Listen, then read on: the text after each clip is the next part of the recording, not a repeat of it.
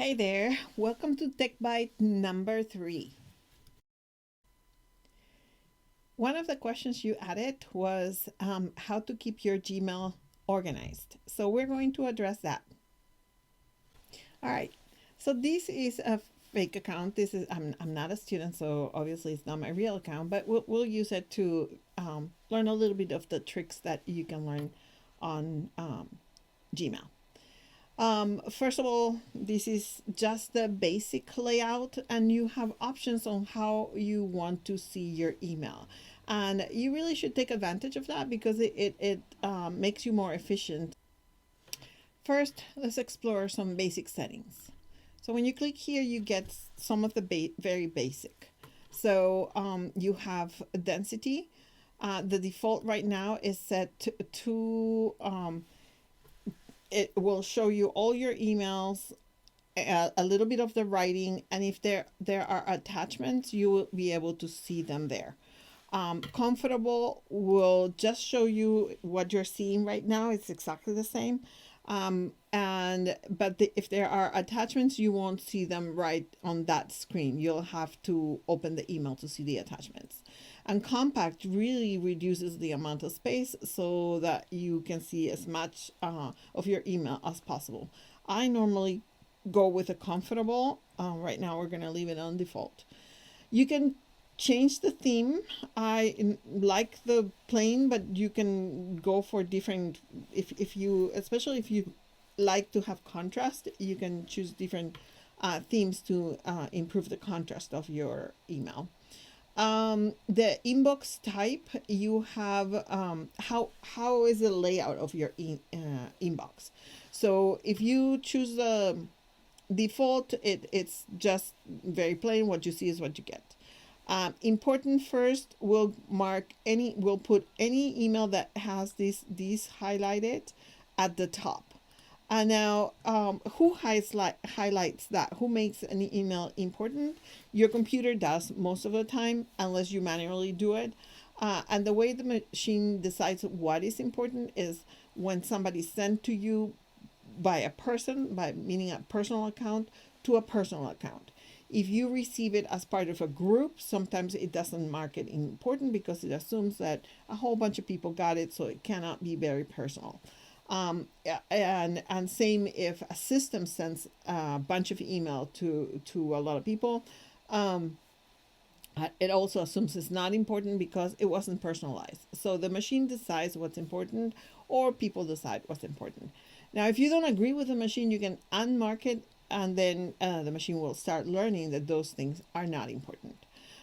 Unread first is a favorite of some people because that way you don't miss anything ever, and anything that is unread will remain at the top.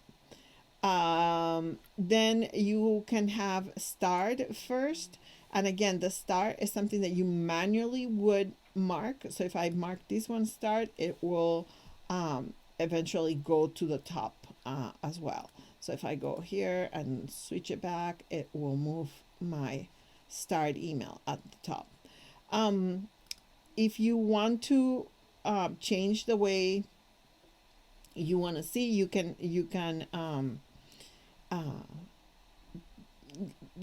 change like the rules. What is my priority? So if I press cost, right now the priority is anything that is important and is unread will go at the very top, then start, then everything else. So I can change these rules, and I would do it here. I would click customize, and then I will be able to change the rules. The last one is in case I want to even be more specific, I can do a little code and write instructions to the computer. So, for example, right now it's set to, if it's a start, it goes first. If it is a draft, it goes next, because sometimes you start an email and then you forget. So if it's a draft, it'll go next, and then everything else goes below. And if I don't like that and I want to customize it, I can go here and it'll allow me to create different rules. What is it that I want? And who goes, how many emails are shown, who goes above, below. So you get a lot of options. So if you really like that kind of tweaking, go and have a day. So what else can I do here? Let me go back to default here because otherwise I can't show you the last. So here, this is how do you want to read your emails. And this one is particularly important to some people that used to have a different type of email. A lot of people had Microsoft before, and they really, really like this way because that's what they are used to. And what that is it puts the readings portion right next to the inbox. So as you're going through your email, you can actually see what was written in the email. Or you can split your screen into two. At the top, you would have all your emails as they arrive, and at the bottom, the option to read them. That is, again, all really up to you. Another option that you have is to keep the conversation view or not. So the conversation view is when you have an email and somebody replies to it, they are kind of connected, so they stay together. And I really like that view because it gives like I know what we're talking about is not disconnected, so it keeps it all sort of like in a little conversation. Anytime somebody answers to that thread, it will all go up to the top because now it's a new email. So I kind of like that. It's very convenient. But these settings are only the very basic settings and a very quick managing of your account. But there are a lot more settings, and some of them are very, very good to learn how to use. I don't know if you noticed, but at some point when I was clicking these different options, all of a sudden I have now tabs. If you didn't notice, these tabs are function like separate mailboxes.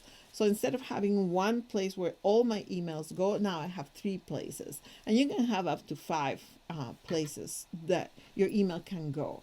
And that is created so that you can also be more efficient. So for example, in my case, because of the work I do, I have to sign up for a lot of services, and then they want to sell me stuff. So all of those promotions are not really important. I don't have to get to them right away.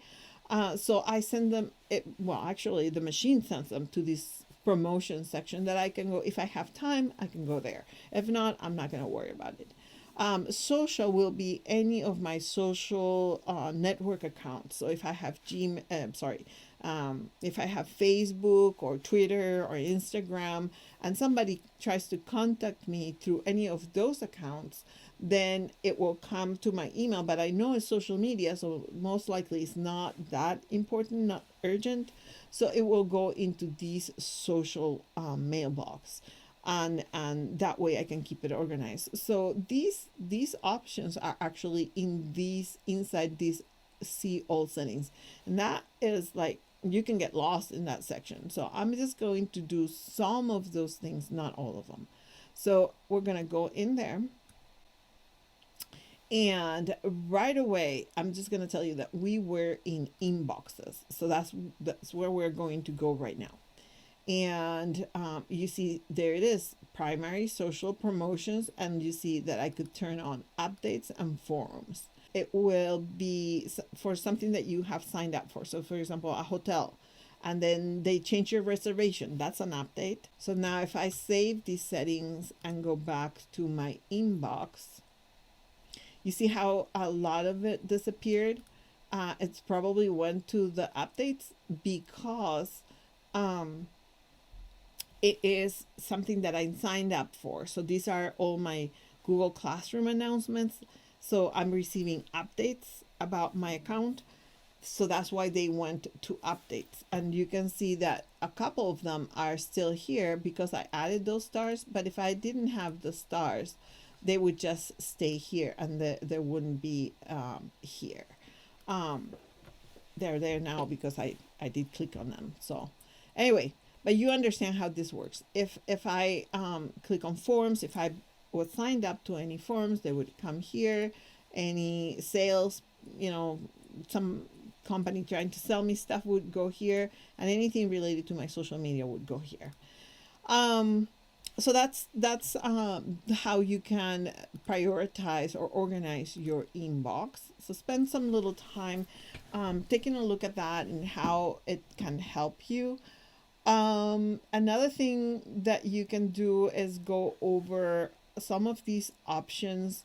One of the ones that I highly recommend is this undo send. I don't know you guys, but sometimes I'm like writing real quick and then I press send and I like, oh no, who did I send it to? Or what did I just say? Oh, I forgot something, and you want to take it back. So you can delay the answer to an email. So for example, you can choose to wait 10 seconds before it's sent. So you press send and the machine won't send it right away. It'll count to 10 and then it will send it. So you have 10 seconds, but I tell you what, 10 seconds go really fast. So I have mine set up to 20 seconds. And that has saved my life so many times, because sometimes you just want to take it back. You didn't mean it. You were sending it to the wrong person. And you need those 20 seconds to take it back. And you can if you have this setting. By default, you can choose what do you want when it's a group email. So a lot of people are in the email. Do you want it to do just reply so that you, when you answer, you don't answer to all by mistake? Or do you want it to, by default, say reply all so that you include everybody? My advice is set it to reply, because it's better than you manually think to reply to all or have to, send it again, than to include people that shouldn't have been there. So it's up to you, but again, I would recommend it highly. The rest of the options, I would say leave them as it is, because it's set to very common sense recommended settings. But you can go through each one of these and decide, if this is how you want to set it up. All right. So I promised I was going to try to keep this short, so I'm not going to add any more. You have enough to go over your settings. You can go ahead and customize your inbox and all of that. And next time we'll go over labels and organizing your mail and creating filters. All right. See you.